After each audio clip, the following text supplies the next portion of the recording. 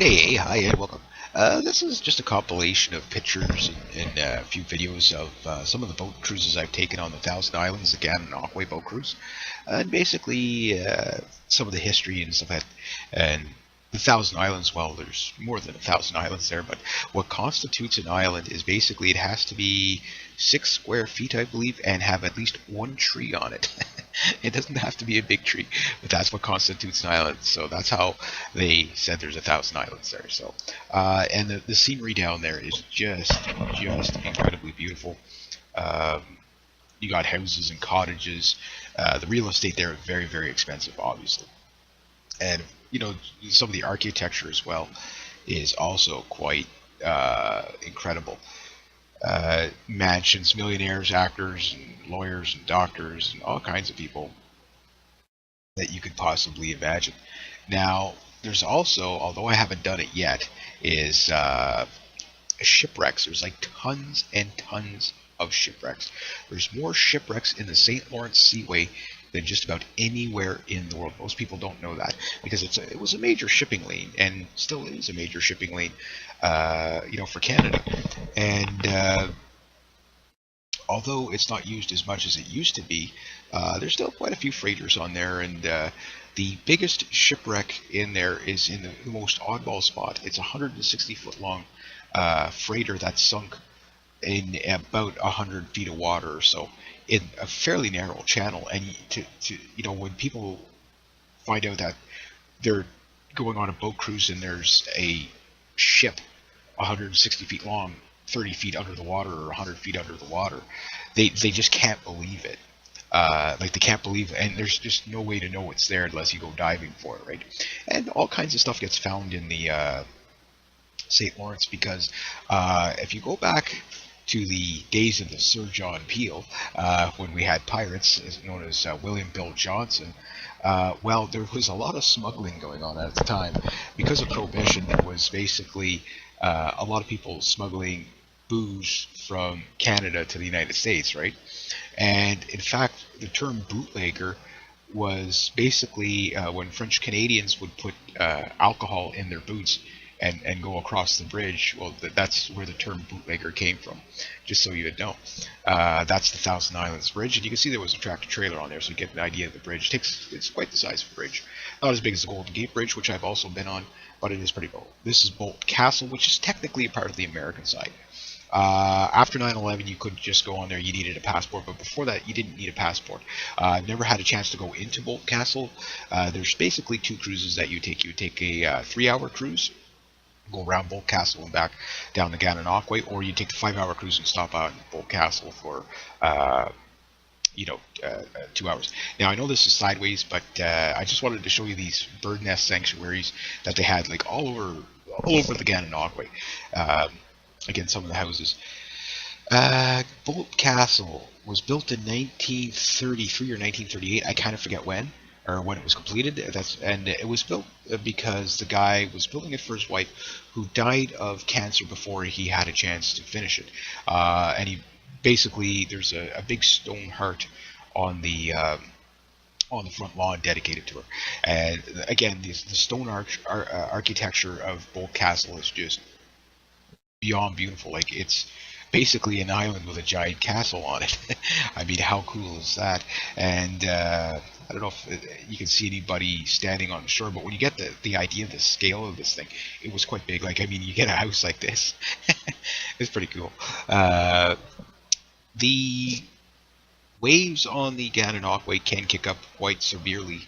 I mean, it is the seaway, but this is the freshwater portion of the St. Lawrence, right? And at some point you will get out to a point where freshwater meets saltwater, but that's like way down where we're pretty much at the opposite end. That's the boathouse. Now again, you can see the stone architecture, you see the scale of it by the people standing beside it. It's monstrous. And this was built, I mean, in a day of steam power and stuff like that, still kind of still working, you know what I mean? Again, just a monstrous castle, and beautiful. And of course, William Bill Johnson, the one who sunk the Sir John Peel, which Sir John Peel was one of our prime ministers at one time. And because he was like one of the primary smugglers, that was one of his acts of defiance, and he sunk the Sir John Peel. Now, people have also, what they would do is they would go across in boats, full of alcohol, right?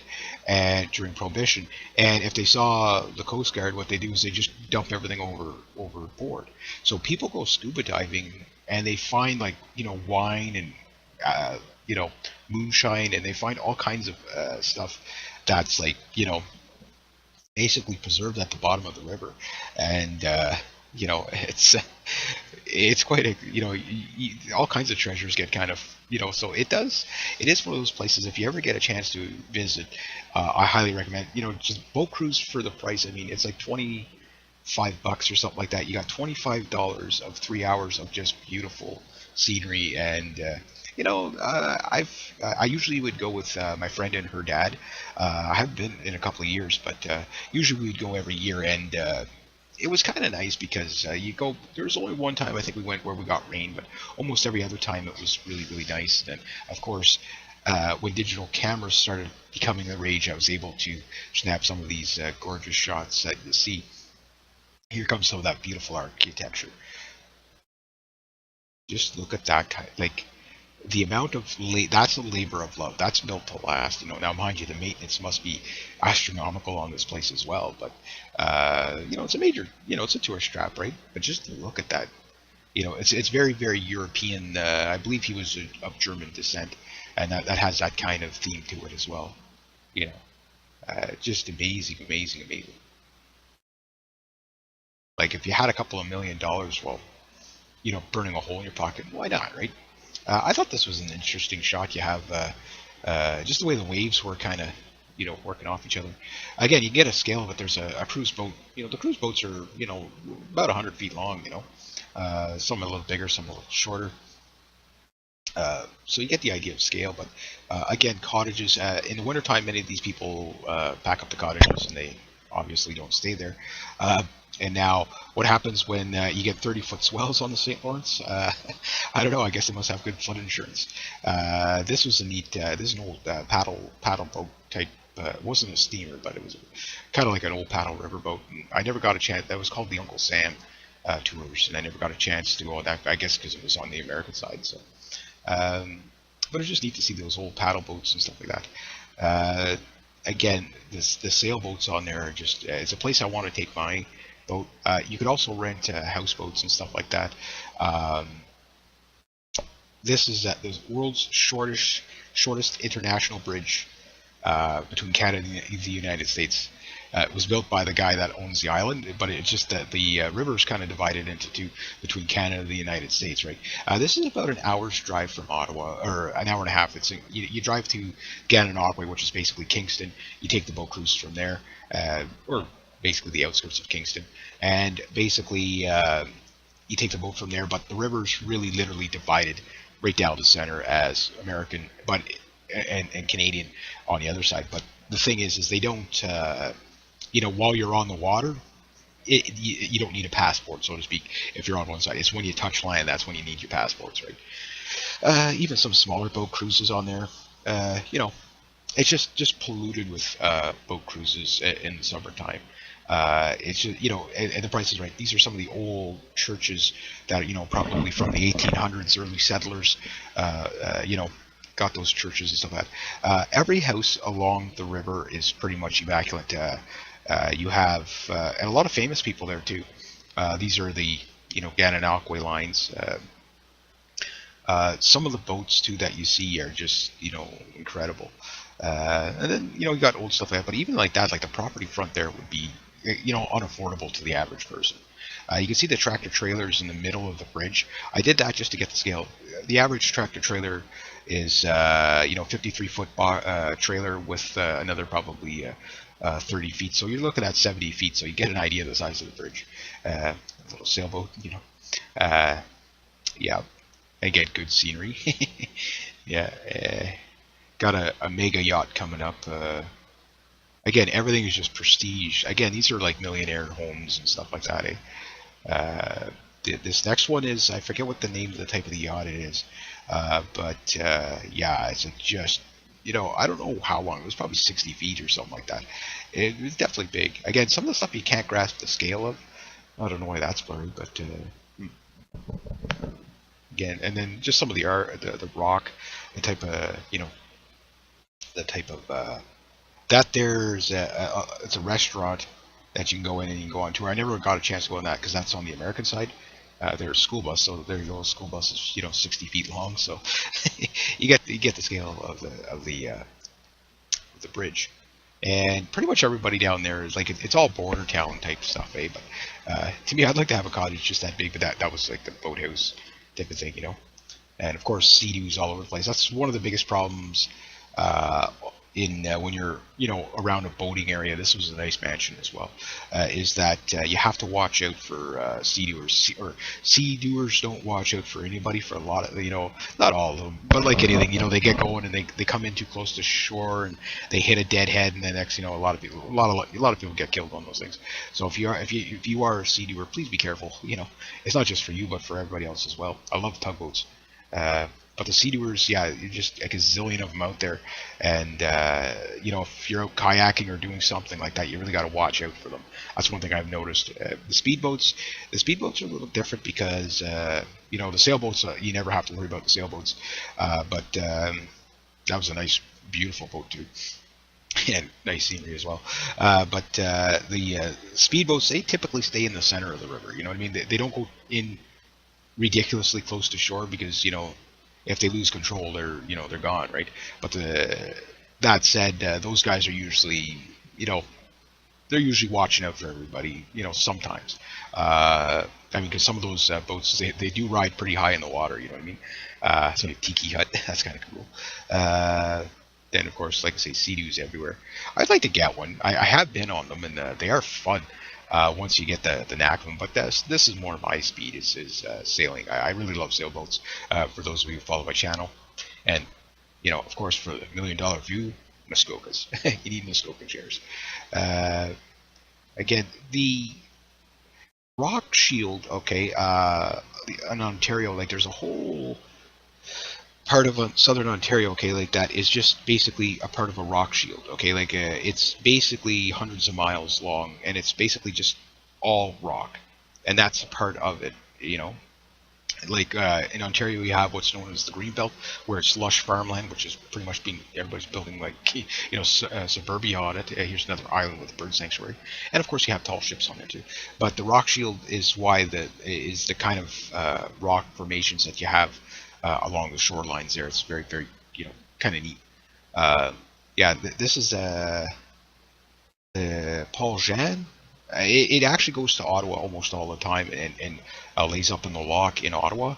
How it gets there with it's quite, because it's a pretty deep draft. It's like 8-foot draft or 9-foot draft, but it actually makes it to Ottawa with the masts down, obviously, and it lays up there. This was a nice old wooden boat. I love wooden boats. I think they're just gorgeous. However, the maintenance on a wooden boat is that's for rich people. Again, fiberglass boats, no problem. Good scenery. And of course, there's the bird life. There's these weird birds. I didn't get any good pictures of them. They're like a type of crane, and they go. They're not a kingfisher, but they're kind of like that, where they go under the water and they catch all the fish. And there's thousands of these birds, and that's what those sanctuaries are for. That's me in 2006, I guess. Yeah, they still kind of look the same. Just a little more hair on my face now.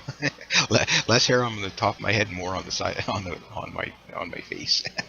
But that's the inside of the boat there, and this I think was the previous year. I did a compilation of the boat cruise all together. So again, just beautiful to be out on the water like that. Whether you're sailing or power boating or sea-doing or kayaking or canoeing, if you get out on the water, it's just great. And the nice thing about the St. Lawrence too, it always has that kind of bluish, greenish water, almost tropical looking, but really deep. It's fairly clean waterway. I mean, it's not super polluted, but like anything, there's a lot of boat traffic on it, stuff like that. So, but they have diving tours. anything to do with water, they have it. So some of the wake from the boat here. Yeah, and of course, if you're on the boat tour, like I say, there's also little places you could stop as well. So usually the tour is 3 hours, and then you could stop in the Gananoque, shops and stuff like that. And the big part of the tourism that they have is Pirate Days for William Bill Johnson. It's kind of Canada's most popular pirate, so that's pretty cool. And yeah, there we go. There, yeah, I think this one was in 2003 or so. That's a good while ago. Yeah, there's a captain of a boat. He was driving with his feet. Yeah. I was going to take a dive, but I thought I'd never be able to, butterfly swim back up to the boat. So it clips along at about 10 knots or so. So the tour is almost coming to an end here. The difference in the camera quality from the first camera I had, this is my first camera was 3 megapixel and something, and then the first photos you're seeing was with my Nikon D100, which took pretty decent photos. This thing, it did the job.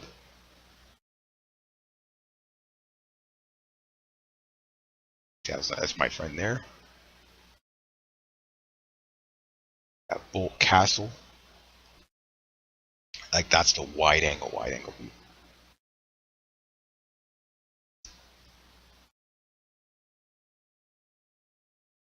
There's that boathouse again. I'd love to just live in the boathouse.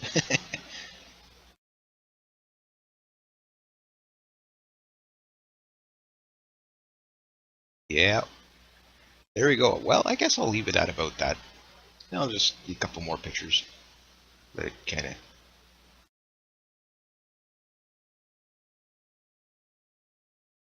get the idea of like the scenery you get. That's just just gorgeous. Just gorgeous. I'm gonna have to go again. Maybe this year. Who knows?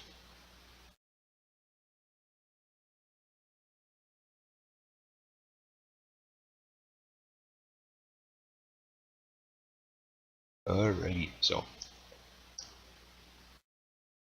yeah.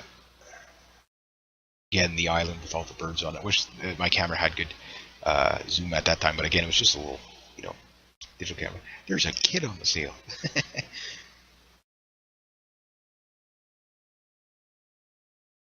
Okay, so ahoy mateys, and hope you enjoyed the tour. There we go. So rate, subscribe, share, comment, and like. And yeah, I got a couple interesting pictures coming up as well.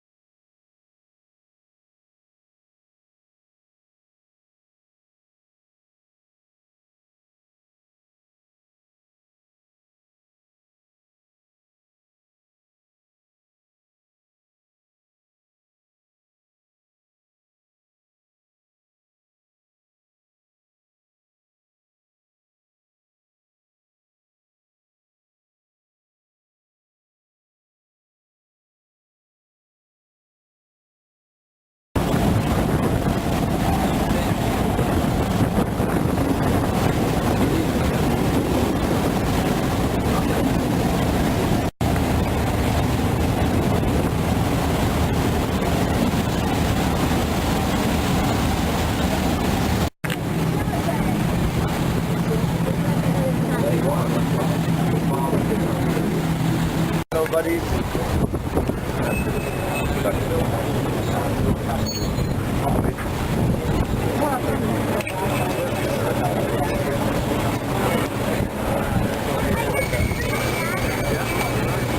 Okay, Battle of Hogwarts.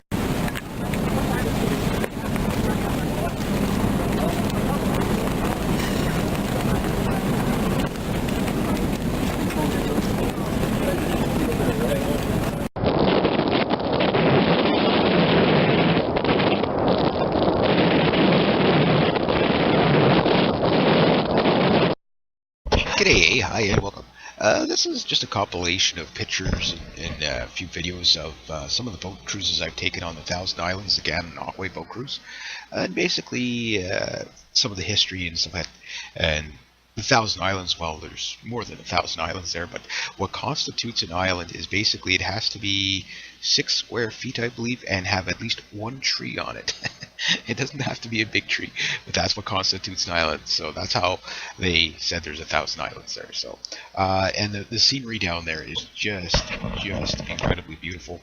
Um, you got houses and cottages. The real estate there is very expensive, obviously, and some of the architecture as well is also quite incredible. Mansions, millionaires, actors, and lawyers, and doctors, and all kinds of people that you could possibly imagine. Now, there's also, although I haven't done it yet, is shipwrecks. There's like tons and tons of shipwrecks. There's more shipwrecks in the St. Lawrence Seaway than just about anywhere in the world. Most people don't know that because it was a major shipping lane and still is a major shipping lane, for Canada. And although it's not used as much as it used to be, there's still quite a few freighters on there. And the biggest shipwreck in there is in the most oddball spot. It's a 160-foot long freighter that sunk in about 100 feet of water or so in a fairly narrow channel. And when people find out that they're going on a boat cruise and there's a ship 160 feet long 30 feet under the water or 100 feet under the